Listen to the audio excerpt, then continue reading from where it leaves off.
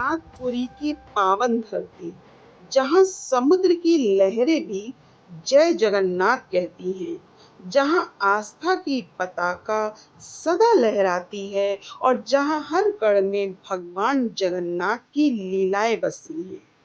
लेकिन क्या आपने कभी ये सोचा है कि अगर कोई भक्त ने पान चढ़ाया हो और भगवान उसे खुद खाने चले आए हों, ऐसा क्या हो सकता है?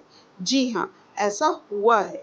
आज की ये कथा आपको ले चलेगी उस भक्त की दुनिया में जिसकी सच्ची श्रद्धा ने भगवान को धरती पर उतरने के लिए विवश कर दिया। रघुनाथ दास एक वृद्ध, निर्धन पर अत्यंत भक्ति से ओतप्रोत ब्राह्मण थे। वो उड़ीसा राज्य के एक छोटे से गांव में रहते थे। उम्र ने उनके शरीर को बहुत कमजोर कर दिया था, लेकिन उनकी भक्ति इतनी प्रबल थी कि लोग उन्हें पागल रघुनाथ कहते थे। उनकी एक ही दिनचर्या थी। सुबह सुबह उठते, गंगा जल से स्नान करते, फिर घंटों तक भगवान जगन्नाथ का नाम स्मरण करते और शाम को तुलसी दल के साथ पान चढ़ाते। जी हाँ, पान। रघुनाथ जी का विश्वास था कि भगवान जगन्नाथ को पान बहुत ज्यादा पसंद है। वो कहते थे कि जैसे राधा जी अपने कान्हा को मक्खन खिलाती हैं, वैसे ही मैं अपने जगन्नाथ जी को पान खिलाता हूँ।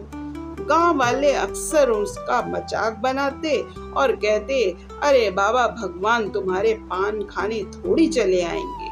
पान चढ़ाते चढ़ाते तुम खुद पागल हो गए हो रघुनाथ। लेकिन रघुनाथ मुस्कुरा देते। उनकी आंखों में अटूट श्रद्धा थी।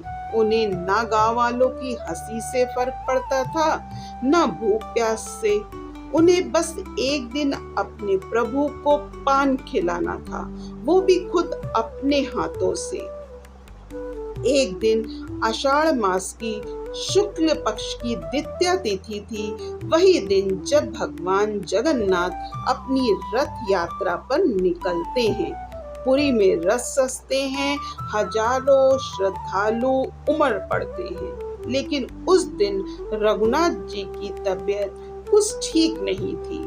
उन्हें बुखार था, लेकिन फिर भी वो उठे और उन्होंने तुलसी, कत्था, चूना, सुपारी और इलायची मिलाकर पान लगाया और जगन्नाथ भगवान से प्रार्थना करने लगे।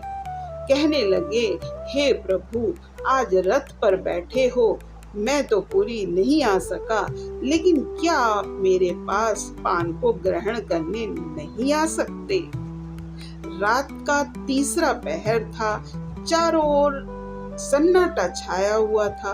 रघुनाथ की झोपड़ी में एक मंद प्रकाश दिखा। एक दिव्य सुगंध से पूरा कमरा भर गया। रघुनाथ की नींद टूटी। आंखें खोली तो देखा दरवाजे पर खड़े हैं तीन पुरुष, पीतांबरधारी, मुकुटधारी, सुंदर व दिव्य तेज से युक्त भगवान स्वयं जगन्नाथ जी, और उनकी दोनों ओर खड़े थे बलराम जी और सुभद्रा जी। रघुनाथ जी तो कांप गए। आंखों से उनकी आंसू बहने लगे। बोले, प्रभु, आप मेरे इस गरीब झोपड़े में? भगवान मुस्कुराए और बोले, तुम्हारा पान मुझे बहुत पसंद है। आज रथ यात्रा के बाद भी तुम्हारी भक्ति मुझे यहाँ खींच लाई। फिर भगवान जगन्नाथ ने वो पान उठाया और मुस्कुराते हुए स्वयं खा लिया। बलराज जी और सुभद्रा जी ने भी वो पान ग्रहण कर लिया। झोपड़ी में प्रकाश फैल गया। शंख की ध्वनि होने लगी। बाहर रात की चुप्पी में हवा भी हरि नाम गाने लगी। और जैसे ही पान समाप्त हुआ, भगवान तीनों रूपों में धीरे धीरे प्रकाश बनकर अंतर ध्यान हो गए। रघुनाथ जी वही भूमि पर गिर पड़े और फिर से रोने लगे। लेकिन वो रोना अब दुख का रोना नहीं था। वो उनकी आंखों से आनंद के आंसू बह रहे थे।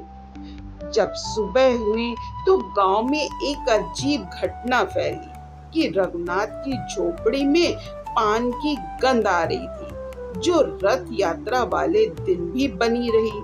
और रघुनाथ का चेहरा तेजस्वी हो गया। वे बार बार कहते थे कि भगवान आए और उन्होंने पान खाया। लोग पहले तो हंसे, फिर झोपड़ी में जाकर देखा कि वहां एक जगह पर चरण चिन्ह बने हुए थे, सचमुच 3 छोटे छोटे चरण चिन्ह। तब गांव वालों को समझ आया कि रघुनाथ कोई साधारण ब्राह्मण नहीं है, ये एक सच्चे भक्त हैं। ये घटना पुरी पहुंची। जब पुरी के पुजारी और महंतों को ये बात पता चली तो वे उस झोपड़ी तक आए। उन्होंने वहां आकर नमन किया और वहां एक छोटा मंदिर बनवाया। आज भी उड़ीसा के उस गांव में वो स्थान पान वाले जगन्नाथ के नाम से प्रसिद्ध है। साथियों, इस कथा से हमको ये शिक्षा मिलती है कि भगवान दूर नहीं होते, वो उसी पल दौड़े चले आते हैं जब उन्हें कोई सच्चे मन से पुकारता है। न रघुनाथ के पास धन था, न विशेष विद्वता थी, बस एक प्रेम से भरा हृदय था और विश्वास की शक्ति थी। भगवान जगन्नाथ ने ये सिद्ध कर दिया कि भक्त के पान में भी स्वाद है, जब वो प्रेम से अर्पण किया जाए। साथियों, जब भी पुरी जाएं, अपने घर में पान चढ़ाएं, तो याद रखिए उस वृद्ध भक्त को जिसके पान के लिए भगवान खुद धरती पर चले आए। हे भगवान जगन्नाथ धाम, लेना मेरा हाथ थाम, कृपा करना इतनी कि मैं चलूं आपके रथ के साथ। जगन्नाथ जी कहते हैं कि मैं वचन देता हूँ, आजीवन सदा सुखी संपन्न रहोगे। बस जगन्नाथ नाम का शब्द, उसकी भिक्षा मेरी झोली में अर्पण कर दो। क्या आप साथियों जानते हैं कि भगवान जगन्नाथ को खिचड़ी का ही भोग क्यों लगाते हैं? कर्माबाई नाम की एक जो भगवान जगन्नाथ की बहुत प्रिय भक्त थी, भगवान जगन्नाथ को वो पुत्र मानती थी। वो उन्हें खिचड़ी खिलाने की तीव्र इच्छा रखती थी। एक दिन भगवान जगन्नाथ स्वयं प्रकट हुए और उससे खिचड़ी की मांग की। तब से भगवान जगन्नाथ को नियमित खिचड़ी का भोग लगने लगा।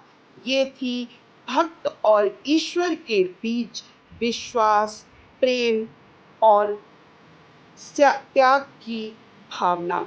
साथियों, अगर आपको मेरा ये वीडियो पसंद आया हो तो मेरे चैनल को सब्सक्राइब कर लीजिएगा, इस वीडियो को लाइक और शेयर कर दीजिएगा।